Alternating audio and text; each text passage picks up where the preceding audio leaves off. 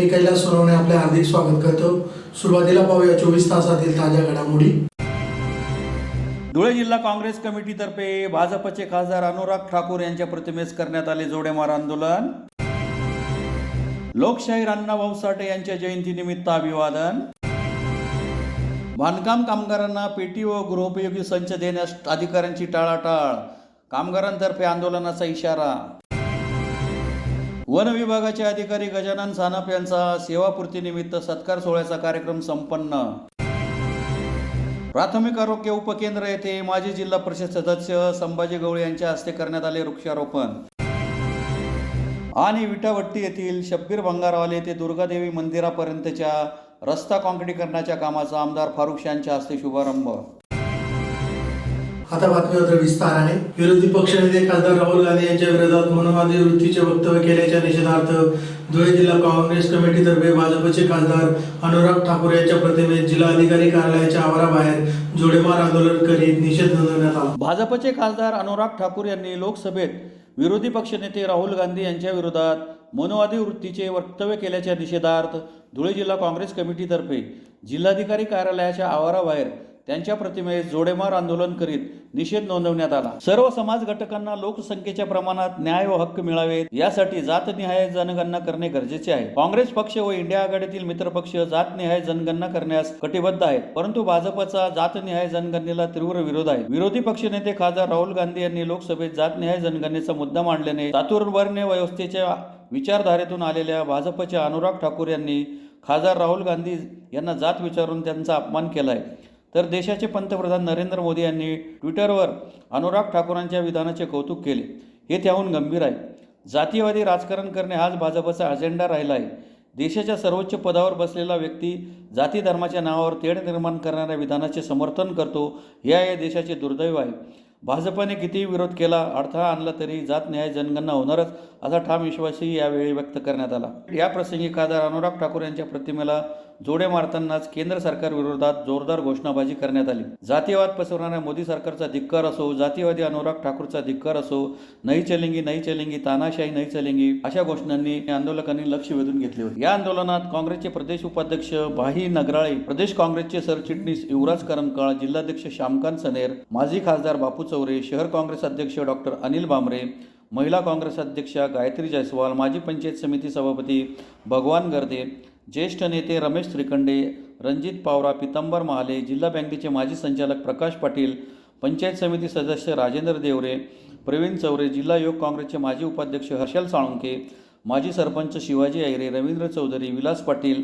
साक्री पंचायत समिती सभापती शांताराम कुवर, जिल्हा परिषद सदस्य विश्वास बागुल, गणपत चौरे, दिलीप काकुस्ते, साक्री तालुका काँग्रेसचे कार्याध्यक्ष दीपक साळुंके, दूध संघाचे चेअरमन वसंत पाटील, साक्री तालुका काँग्रेस अध्यक्ष भानुदास गांगुर्डे, बाजार समितीचे माजी संचालक राजेंद्र बदाने, सेवा दलाचे अध्यक्ष राजेंद्र खैरनार, बानुभाई सिरसाट, हरिभाऊ चौधरी, सोनू जालसे, उमाकांत पाटील, निंबा पाटील, कीर्तिमंत कौठळकर, डॉक्टर दत्ता परदेशी, सरपंच युवराज चौरे, दिलीप देसले, हिरामन पाटील, संदीप पाटील यांच्यासह पदाधिकारी व कार्यकर्ते मोठ्या संख्येने सहभागी झाले होते। पक्षाचे विरोधी पक्षनेते आदरणीय राहुलजी गांधी यांनी या देशामधील जातीय जनगणना झाली पाहिजे या अतिशय सामान्य माणसाच्या भावनांना त्या ठिकाणी आवाज दिला। अशा वेळेस त्या ठिकाणी भारतीय जनता पार्टीचा खरा चेहरा बाहेर आला आणि अनुराग ठाकूरच्या माध्यमातून हे चातुर्वर्ण्याचे भेद निर्माण करणारे ठाकूर यांनी सभागृहात सांगितलं की ज्यांची जात ज्यांना माहीत नाही ते जाती जनगणनेची या देशामध्ये मागणी करीत आहे। खऱ्या अर्थाने अतिशय दुर्दैवी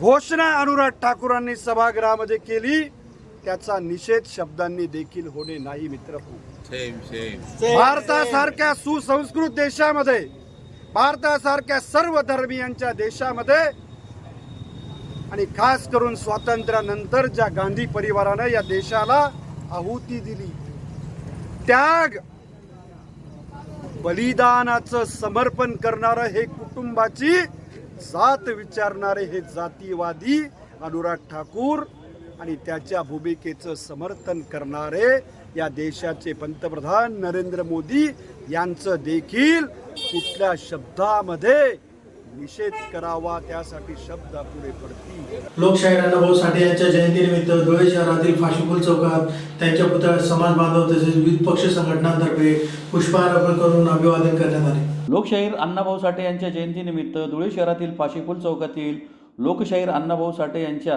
नियोजित स्मारकाच्या ठिकाणी त्यांच्या पुतळ्याला मान्यवरांच्या हस्ते पुष्पहार अर्पण करून अभिवादनाचा कार्यक्रम संपन्न झाला. यावेळी बंडू गांगुर्डे, वाल्मिक जाधव, देविदास वाघ, देविदास कडरे, सजन जाधव, भूषण गांगुर्डे, बलराम गांगुर्डे, तुषार ससाने, देविदास गांगुर्डे, मुरलीधर जाधव, बबलू वाघ, गौतम रामराजे, बबनराव गायकवाड, अमृत कांबळे, गुलाब पटाईत यांच्यासह समाज बांधव मोठ्या संख्येने उपस्थित होते. धुळे येथील बांधकाम कामगार कार्यालयामार्फत नोंदणी झालेल्या बांधकाम कामगारांना पेटी व गृह उपयोगी संच देण्यास टाळाटाळ करण्यात येत असल्याचा आरोप कामगारांनी केला असून जिल्हा प्रशासनाने याकडे लक्ष न दिल्यास आंदोलनाचा इशारा दिला आहे. महाराष्ट्र शासनामार्फत बांधकाम कामगारांसाठी बांधकाम कामगार योजनेतून विविध कल्याणकारी योजना राबवित आहे. त्यात बांधकाम कामगार म्हणून नोंदणी झाल्यावर लगेचच सेफ्टी किटची पेटी देण्यात येते.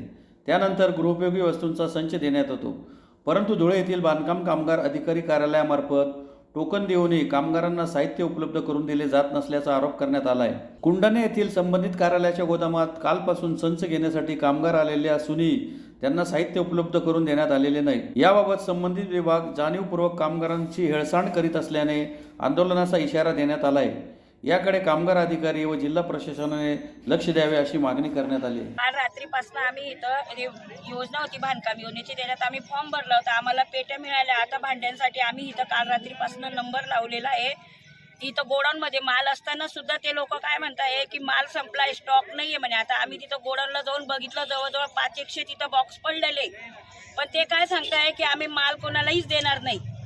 कारण की ते काय सांगताय की म्हणे 1 ते 5 तारखेपर्यंत अगोदर आम्हाला त्यांनी आश्वासन दिलं, पण आम्ही तिथं बरोबर आता 1 तारखेला आलो तर ते काय म्हणताय आता तुम्ही 5 तारखेनंतर या, असे ते आम्हाला खोटं बोलून रवाना करताय.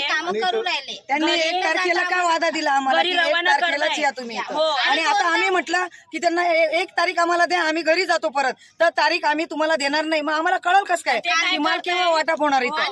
आम्ही सगळे आमचे लहान मुलं वगैरे सगळे सोडून आम्ही इथपर्यंत आलेलो आहे. आज चित्तोड गावात आम्ही इथपर्यंत येतोय. कसं येणार आम्ही?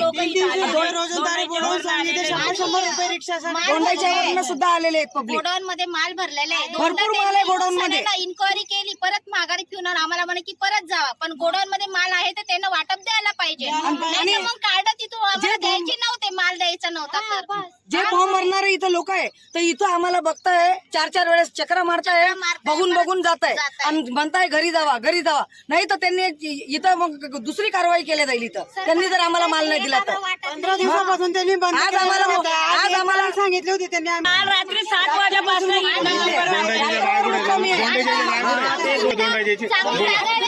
तरी पण आम्ही रात्रीसाठी तरी पण यांना आमच्यावर काही कारवाई वाटपच्या केल्या नाही.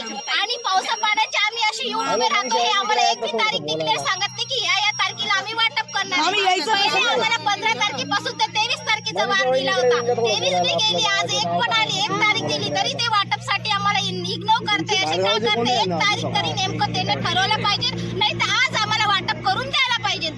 धुळे येथील सामाजिक वनीकरण विभागाचे अधिकारी गजानन सानप यांचा सेवापूर्ती निमित्त सत्कार सोहळ्याचा कार्यक्रम धुळे शहरातील वनभवनाच्या सभागृहात संपन्न झाला. धुळे येथील सामाजिक वनीकरण विभागाचे अधिकारी गजानन सानप यांचा सेवापूर्तीनिमित्त सत्कार सोहळ्याचा कार्यक्रम धुळे शहरातील वनभवनाच्या सभागृहात संपन्न झाला. कार्यक्रमाच्या अध्यक्षस्थानी नाशिक विभागाचे वन संरक्षक गजेंद्र हिरे हे उपस्थित होते. प्रमुख अतिथींच्या हस्ते दीप प्रज्वलन करून कार्यक्रमास सुरुवात करण्यात आली. 31 ऑगस्ट जागतिक वनक्षेत्र अधिकारी म्हणून हा दिवस साजरा करण्यात येतो. याच दिवशी अधिकारी सानप यांचा सेवापूर्ती होत आहे. अतिशय दुर्दशर्करा योग म्हणून या ठिकाणी घडून आल्याने सेवापूर्ती सत्कार सोहळा मोठ्या उत्साहात पार पडला. विभागीय वन अधिकारी गजानन सानप हे सेवानिवृत्त होत असून एकूण 35 वर्षे त्यांनी शासकीय सेवेत कार्य केले. त्यांनी वनाचा, वन्य प्राण्यांसह वृक्ष लागवड विविध कार्य केले. उत्कृष्टपणे कर्तव्य बजावले आहे. उपस्थित मान्यवरांनी मनोगतातून त्यांना भावी वाटचालीस शुभेच्छा दिल्या. या प्रसंगी नाशिक परिक्षेत्राचे विशेष पोलीस महानिरीक्षक दत्तात्रय कराळे, उपवन संरक्षक धुळे वन विभाग नितीश कुमार सिंग, विलास टोकले, परिवहन महामंडळाचे विजय गीते, विभागीय वन अधिकारी संजय मोरे, विभागीय वन अधिकारी दक्षता विभागाचे राजेंद्र सदगीर, साताऱ्याचे प्रसिद्ध उद्योजक प्रदीप मोहिते, माजी सैन्य अधिकारी M.K. सावंत, दिलीप बालीसिंगे, स्वप्नील देशमुख, ऋतुजा देशमुख, राजू साबळे, अशोक गुगे आदी उपस्थित होते. कार्यक्रमाचे सूत्रसंचालन अधिकारी पद्मर यांनी केले. मित्रमंडळी, एवढी मित्रमंडळी प्रदीप मोहिते, आपले प्रिन्सिपल सर, कर्नल सावंत 1977 पासून सोबत आहोत. म्हणजे माझ्या घरातलं जर काम होतं जेव्हा रुद्राने त्यांचं लग्न होतं तर सिद्धांतराव साहेब समोर बसलेले आहेत जवाई आमचे. त्यांना प्रश्न पडला होता की रुद्राणीची खरी काकू कोणची आणि खरा काका कोणचा. 4-5 वेळा हे काका येतात ते काका येतात. म्हणजे कर्नल सावंतची मिसेस प्रियाताई सावंत ही रुद्राणी ताईची सख्खी काकू म्हणून ते समजत होते आणि सख्खी काकू बाजूलाच होती. म्हणजे असे घनिष्ठ संबंध असलेले हे व्यक्ती आज माझ्याबद्दल खूप सारे कौतुक केलं त्यांनी. मला ऐकायला बरं वाटलं. आता मी तसा आहे की नाही हे आता तुम्हाला लोकांना माहिती, पण ही सर्व घडायसाठी आणि आज जे इथपर्यंत पोहोचलो त्याला फक्त कारण माझे वडील आहेत. वयाच्या 11 वर्षापासून सैनिक स्कूलमध्ये शिकून आज निवृत्त होत आहे. त्यांच्या देखरेखीखाली आम्ही मोठे झालेलो. आम्ही 1984चा तो पण सैनिक शाळेमध्ये शिकलेला आहे. त्याचा नंबर 1072 399 आणि 1072. त्याच्यानंतर मी 1656 1656. ही समोर बसलेली मंडळी 1600 आणि 1700 वाले. दत्ता कराळे सुद्धा 1600 वाला होता. त्यानंतर सैनिक शाळेत आमच्या घरची 3री पिढी, माझा मुलगा नयन सानप 4636. आम्ही सगळे सैनिक शाळेमध्ये शिकलेलो. आज आम्ही जे या पदावर आहोत की असं काही जे वागतो तुम्ही जे पाहता की त्याच्या मागचं जे कारण आहे फक्त आई वडील आणि सैनिक शाळा या 2 गोष्टीच होत्या. माझे आई वडील गेली 35 वर्ष नाही सॉरी चुकलो मी माझ्या आई वडिलांसोबत गेली 35 वर्ष झाले राहतो सोबत. अमरावती पासून वडील रिटायर झाल्यानंतर माझी कन्या जेव्हा 2 महिन्याची होती तेव्हापासून लाडके नाथ म्हणून वडील आमच्या सोबतच आहेत. त्यापर्यंत आहे. खरंच जसं संगीता पटेल मॅडमने सांगितलं, बाकीच्या लोकांनी सांगितलं की तुम्ही भाग्यशाली, आणि मी खरंच स्वतःला खूप भाग्यशाली समजतो. आई वडिलांच्या समोर कोणी जर सेवानिवृत्त होत असेल त्याच्यापेक्षा भाग्यशाली कोणी नाही. आणि माझ्यासारखेच भाग्य आमच्या व्याही ज्या दिवशी रिटायर झाले होते आज पण त्यांचे वडील 91 वर्षाचे आहेत. त्यांना चालता येत नाही. आईला त्यांच्या चढाई उतरायला त्रास होतो म्हणून ते आले नाही, तर आज त्यांना पण आपण बोलवलेलं असतं. विभागाच्या आणि इतर सर्व क्षेत्रातील बंधू भगिनी, आता जेव्हा गजाननचं आमच्या बॅचमेटचा क्लासमेटचा सेंड ऑफ आहे, रिटायरमेंट होते, हे पाहिल्यानंतर हे आठवल्यानंतर एकदम आम्ही 47 वर्ष मागे गेलो.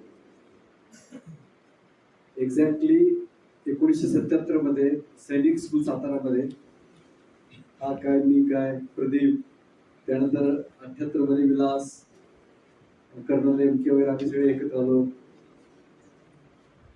आणि तेव्हापासून साधारणपणे एखाद्याची मैत्री शाळेमध्ये असेल तर ती तेवढ्यापुरतीच राहते, नंतर तुटतात, किंवा नोकरीमध्ये आलं तर तेवढ्यापुरतीच मैत्री राहते.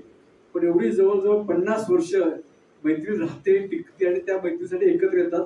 हेच गजाचं वैशिष्ट्य आहे, त्याच्या सर्वांचं वैशिष्ट्य आणि हेच आमच्या शाळेचं वैशिष्ट्य असं मी अगदी नम्रपणे सांगतो. आम्ही शाळेमध्ये एका ठिकाणी शिकलो 1977 ते साधारण 1984-85 पर्यंत. महाराष्ट्रातल्या कानाकोपऱ्यातून म्हणजे अगदी गडचिरोली पासून, मुंबई पासून, कोल्हापूर पासून, चंद्रपूर असे सर्व जिल्ह्यातील त्या काळात अक्षरशः वयाची 10 आणि 11 वर्षाची मुलं आम्ही एकत्र यायचो. कुणाला काही कपडे कसे घालायचे, बटन लावताना एखादं वर एखादं खाली व्हायचं, आई बाबाची आठवण यायची. अशा परिस्थितीत आम्ही एकत्र आलो आणि 7 वर्ष एकत्र आर्मीचं ट्रेनिंग घेतलं, आर्मीचं सैनिक स्कूलमध्ये शिक्षण घेतलं. आणि परत 84 मध्ये 85 मध्ये आम्ही परत सगळे आपापल्या गावी आपापल्या ठिकाणी पांगापांग झाली. प्रत्येकाने आपापल्या क्षेत्रामध्ये काही कामगिरी केली. कोण डॉक्टर झालं, कोण इंजिनियर झालं, कोण IAS झालं, कोण IPS झालं, कोण फॉरेस्टमध्ये, कोण पत्रकारितेमध्ये, कोण व्यवसायामध्ये. परंतु बऱ्यापैकी सर्वजण, मी सांगेन की 99% सर्वजण आमच्या सैनिक स्कूलचे विद्यार्थी हे यशस्वी झालेले आहेत. हे आमच्या शाळेचं खासियत आहे.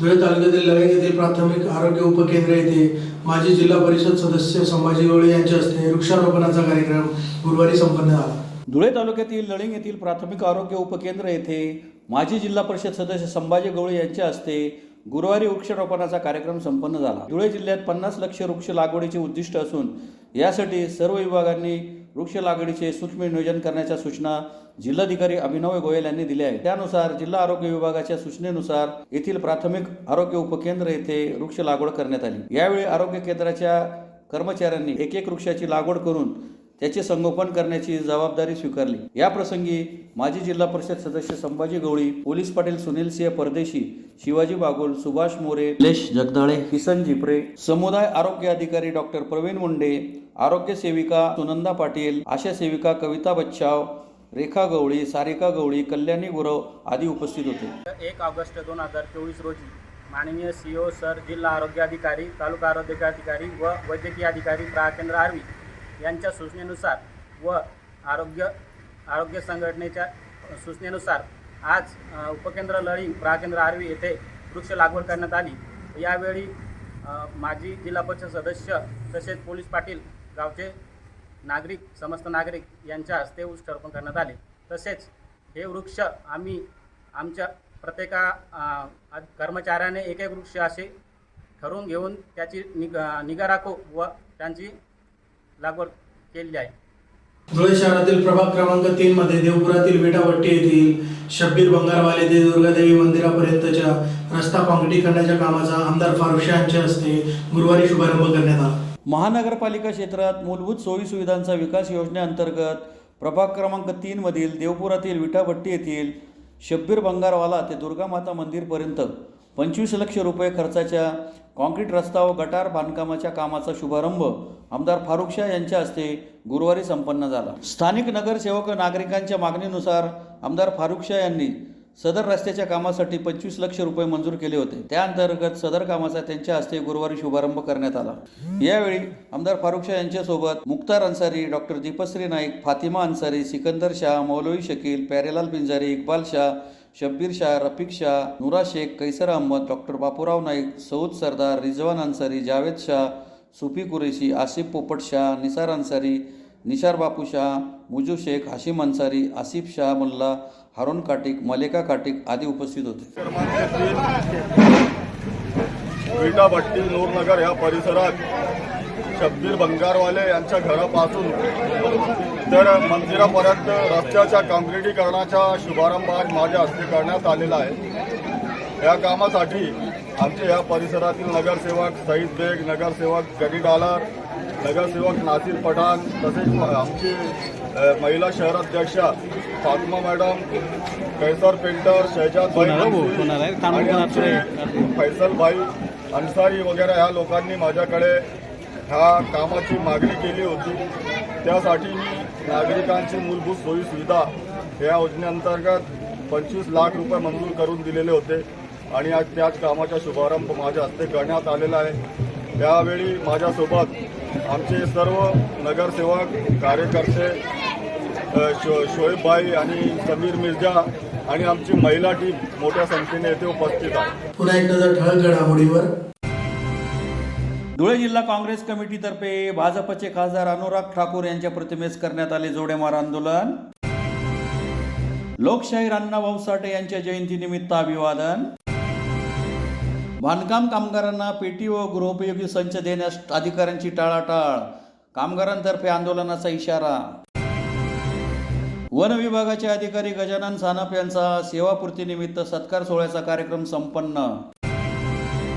प्राथमिक आरोग्य उपकेंद्र येथे माजी जिल्हा परिषद सदस्य संभाजी गवळी यांच्या हस्ते करण्यात आले वृक्षारोपण. आणि विटाभट्टी येथील शब्बीर बंगारवाले ते दुर्गादेवी मंदिरापर्यंतच्या रस्ता काँक्रिटीकरणाच्या कामाचा आमदार फारुख शाह यांच्या हस्ते शुभारंभ. याचबरोबर श्रीराम टाइम न्यूजचे बातमीपत्र संपले. दिवसभरातील ताज्या घडामोडींसाठी पाहत राहा श्रीराम टाइम न्यूज. भेटूया पुढील प्रसारणात. तोपर्यंत नमस्कार.